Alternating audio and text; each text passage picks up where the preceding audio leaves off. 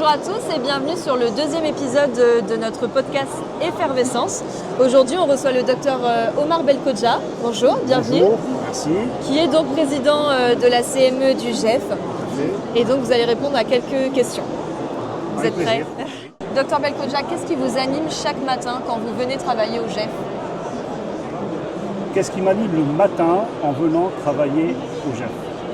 Depuis toutes ces années, ce qui m'anime, c'est l'envie d'aider, l'envie d'apporter quelque chose, l'envie de contribuer au bien-être des patients. Un médecin est là pour soigner, pour soulager, pour accompagner. À partir du moment où tout est mis en place de manière à rendre service aux patients, et bien entendu, dans un hôpital, à travailler dans un cadre collectif, on ne peut qu'être satisfait de sa journée. Parfait. Et du coup, quel est votre rôle en tant que président de la CME? Et est-ce que c'est différent d'être président de CME au GEF par rapport à un autre établissement? Alors, être président de CME, c'est d'abord être médecin. Ensuite, être médecin élu par une communauté médicale.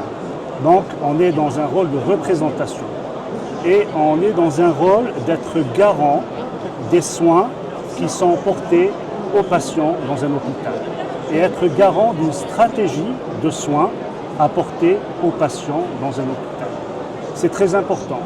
Et donc, tout cela se fait dans un travail en commun avec d'une part la communauté médicale, d'autre part l'institution qui est représentée par la direction générale, et trouver le juste milieu de comment on peut porter les projets au sein d'un établissement.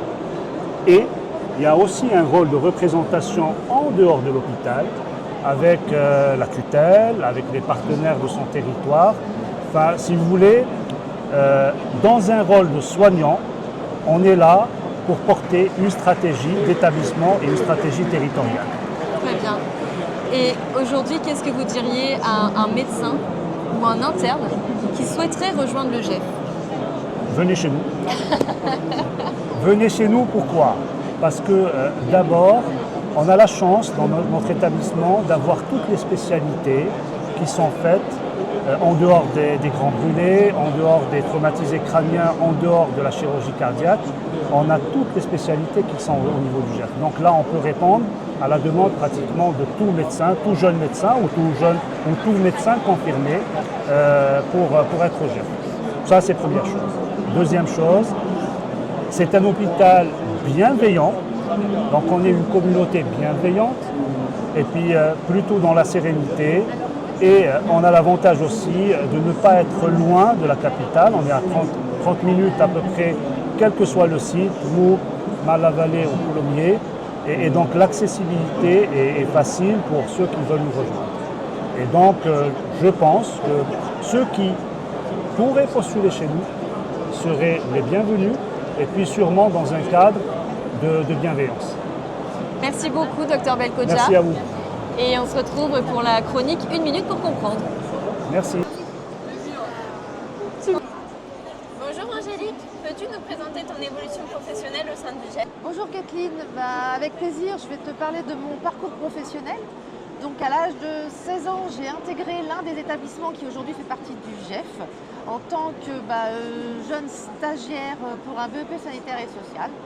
Et puis progressivement, j'ai continué à évoluer, mais j'ai pris un poste d'ASH au sein du centre hospitalier en attendant de pouvoir intégrer en 1995 l'école d'infirmière, où après j'ai fait mes études au sein de ce même établissement. J'ai fait ma carrière d'infirmière, j'ai souhaité pouvoir évoluer encore dans la dynamique d'équipe, d'accompagnement de projet. Donc j'ai poursuivi mon projet en intégrant l'école des cadres.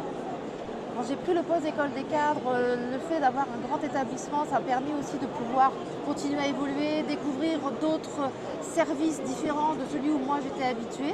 Donc j'ai continué à pouvoir prendre en charge et à évoluer au sein de cet établissement. Et l'évolution qu'on m'a permis d'avoir au sein du Grand Hôpital Est Francilien, c'est de devenir cadre supérieur de santé et donc ce qu'on appelle aussi cadre de pôle. Donc j'ai effectué ce poste-là pendant presque 5 ans. Et au jour d'aujourd'hui, je suis sur un poste de devenir de directeur des soins. Donc voilà, ma carrière, je suis passée de ASH à infirmière, cadre de santé, cadre supérieur de santé et maintenant j'espère directeur des soins au sein du Grand Hôpital Est Francilien. C'est un bel établissement qui nous permet donc d'évoluer tout au long d'une carrière professionnelle, qui accompagne ses agents dans leurs projets personnels et professionnels et qui font en sorte de donner tous les moyens possibles pour la réussite, avec en tout cas tout un encadrement de professionnels autour de nous et des conseils pour pouvoir parvenir à nos projets. Merci Angélique. Et maintenant, on se retrouve pour le Juste Chef. Alors, bienvenue au Juste Chef. Donc, je vais vous poser une question et il va falloir deviner le bon numéro. Quelle est la capacité totale en lits et places d'hospitalisation au GEF? Attends, ils ont 3 établissements. On prend en compte les 3 établissements? 4 établissements. Oui, 4, j'ai dit 3 madame. 4 établissements, moi je dirais plutôt dans les 1500? Moi j'aurais dit 700. Ah, C'est plus. plus que 1500? Tu dirais quoi toi? 1007. C'est plus. 1009? C'est plus. 3000. C'est moins. Ah non, 2400. Robert, C'est moins. 2000? C'est plus. 2100? C'est moins. 2000. 2050. C'est moins. 2030? C'est un peu plus. 2035? Un peu plus. 37? 2009. 2039. Ah, vous avez dit 2009. 2037, vous y étiez presque. Voilà, c'est 2039 de lits et places d'hospitalisation au sein du GEF. Voilà. Quand même. Merci beaucoup d'avoir participé à notre podcast. Avec plaisir. Bonne journée. Merci.